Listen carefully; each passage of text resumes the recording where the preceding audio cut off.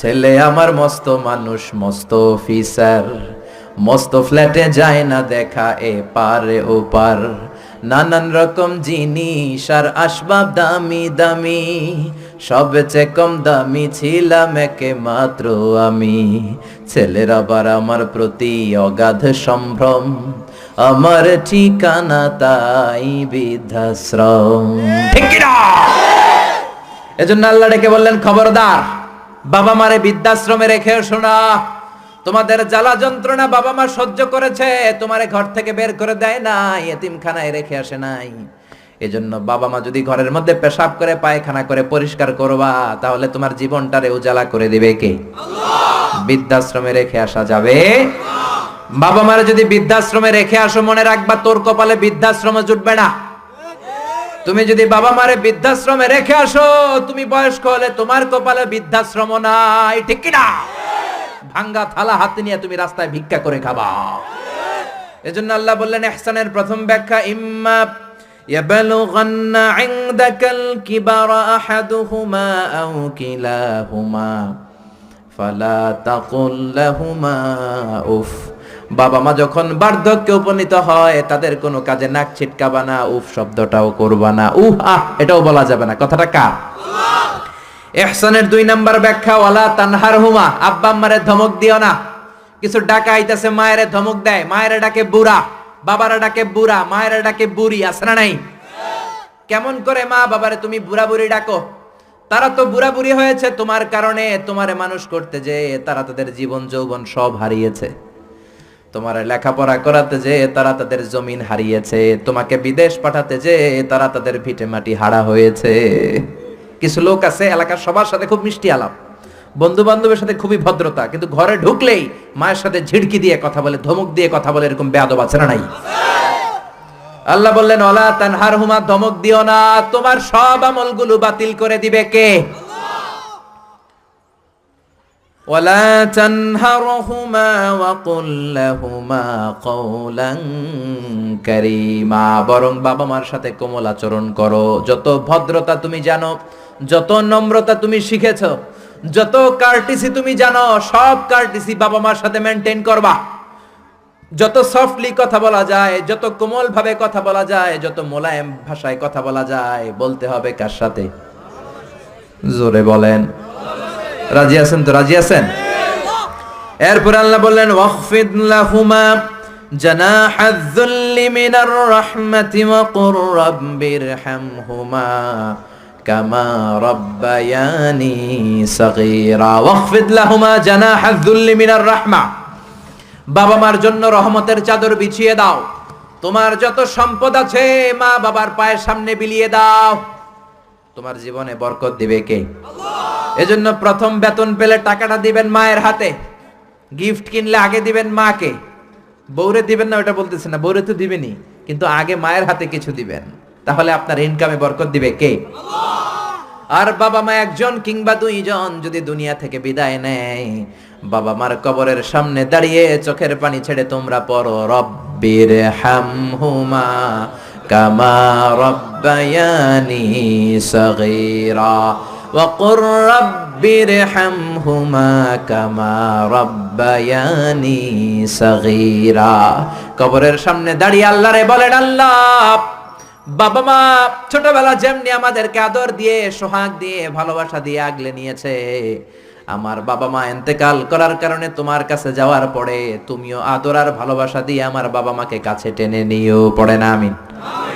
আর জোরে পড়ে না আমিন? এজন্য আল্লাহর ফয়সালা 2টা। জোরে বলেন, কয়টা? সবাই বলেন। ঘুম আসছে তো জিমাই পড়েন কেন? ফয়সালা কয়টা? 1 নাম্বার ফয়সালা, ইবাদত হবে একজনের, তিনি কে? আল্লাহ। 2 নম্বরে খেদমত করতে হবে কার? বিশ্বনবী বললেন, এই পৃথিবীতে যত ভালো আমল আছে তার মধ্যে শ্রেষ্ঠ ভালো আমল হচ্ছে মা বাবার খেদমত, বিররুল ওয়ালিদাইন। এক সাহাবী বললেন, আইয়ুল আমালি আফদাল ইয়া রাসূলুল্লাহ, ও নবী সবচেয়ে ভালো আমল কোনটা? বিশ্বনবী বললেন, সবচেয়ে ভালো আমল 3টা। জোরে কোন কয়টা? 3টা। 1 নম্বরে as-সালাতু ফি ওয়াক্তিহা, সময় মতো নামাজ। যেখানে আজান হবে ওই জায়গায় নামাজ পড়ার দরকার আছে না নাই? সালাতে কায়েম করো, সালাতে কায়েম করো, হবে সম্মানী তুমি, হবে জান্নাতি তুমি, হবে সম্মানী তুমি, হবে জান্নাতি তুমি। দিবে কাল হাসরে শীতল ছায়া আরশে আজিম, রব্বিয়াল আলা রব্বিয়াল আযীম। ঠিক কি না? এক নাম্বার ভালো আমল হচ্ছে সময় মতো নামাজ। 2 নাম্বার সবচেয়ে ভালো আমল হলো বিররুল ওয়ালিদাইন, মাতা পিতার খেদমত করা। 3 নম্বরে সবচাইতে ভালো আমল হলো আল জিহাদ ফি সাবিলিল্লাহ, আল্লাহর রাস্তায় জিহাদ করা। সুবহানাল্লাহ। তার মানে এই পৃথিবীর সবচাইতে 3টা ভালো আমলের মধ্যে মা বাবার সাথে খেদমত করাটা আছে না নাই? এই পৃথিবীর সবচেয়ে ভালো আমল যে 3টা, এর মধ্যে মা বাবার খেদমত করাটাও আছে। ঠিক কি না? আর এক হাদিসে বিশ্বনবী বললেন, মা বাবার খেদমত করা জিহাদের চেয়ে বেশি সওয়াবওয়ালা। এক সাহাবী আসলেন, জাআ রাজুলুন ইলা রাসূলিল্লাহ ইয়াস্তাযিনুহুল জিহাদ, এসে বললেন, ও নবী, জিহাদে যেতে চাই, জিহাদে যাওয়ার অনুমতি দেন। বিশ্বনবী বললেন, ও সাহাবী, ঘরে আব্বা আম্মা আছে নাকি? সাহাবী বললেন, আছে। বিশ্বনবী বললেন, ফাফিহিমা ফাজাহিদ, ঘরে যাও, বাবা মার খেদমত করো। বাবা মার খেদমত করলে ঘরে বসেই জিহাদের সওয়াব পাবা। বাবা মার খেদমত করলে ঘরে বসেই জিহাদের সওয়াব পাওয়া যায়। চিল্লায় পড়েন আল্লাহু আকবার। এজন্য বাবা মা খুশি হলে আরশের মালিক খুশি। বাবা মা নারাজ তো আরশের মালিক নারাজ।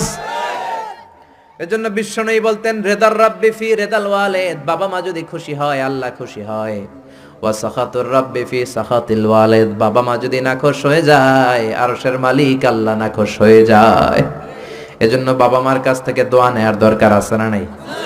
বিশ্বনবী বলতেন, জান্নাতে 2টা স্পেশাল দরজা আছে। একটা দরজার নাম আব্বা, আরেকটার নাম মানে আল আব, আরেকটা আল উম। এই 2টা দরজা আমাদের ঘরে আছে না নাই? এজন্য বিশ্বনবী বলতেন, 2টা দরজা তোমাদের ঘরে আছে। হুমা জান্নাতুকা ওয়া নারুক, বাবা মাই তোমার জান্নাত, বাবা মাই তোমার জাহান্নাম। এজন্য বাবা মার সাথে কেমন আচরণ করবা তোমাদের decision. The decision is years. তুমি ডিসাইড করবা তুমি জান্নাতে যাবা না জাহান্নামে যাবা। আপনি কপালে যত সেজদা দেন, যত কপাল কালো বানান, যতগুলো হজ করে আল হজ টাইটেল লাগান, যত যাকাত দেন, যত আমল করেন, আপনার মা যদি আপনার উপর নাখোশ হয়ে আল্লাহর কাছে বদদোয়া দেয়, আপনার সব আমলগুলোরে বরবাদ করে দিবে কে? আল্লাহ। এজন্য বাবা মা যদি হিন্দু হয়, বাবা মা যদি নাস্তিক হয়, তারপরও মা বাবার দোয়ার দরকার আছে না নাই? বাংলাদেশে এরকম অনেক হিন্দু ফ্যামিলি আছে, ছেলে মুফাসসিরে কোরআনের তাফসীর শুই না, মুফাসসিরের হাতে হাত রেখে কালিমা পড়ে মুসলমান। এরকম হিন্দু ছেলে আছে না নাই? কিন্তু বাবা মা মুসলমান হয় নাই। এখন বাবা মার সাথে খারাপ আচরণ করা যাবে? বাবা মা যদি হিন্দু হয়, বৌদ্ধ হয়, বাবা মা যদি খ্রিস্টান হয়, সে তোমার বাবা মা। ঠিক কি না? বিশ্বনবীর শালীর নাম আসমা। কি নাম? আসমা বিনতে আবি বকর, বুখারীর বর্ণনা। বিশ্বনবীর কাছে এসে বললেন, নবী, আনা মুসলিমা, আমি মুসলিম, ওয়া উম্মি মুশরিকা, আমার মা মুশরিক, আফাসিলুহা, এখন আমি কি করব? আমার মায়ের সাথে ভালো আচরণ করব নাকি খারাপ আচরণ করব?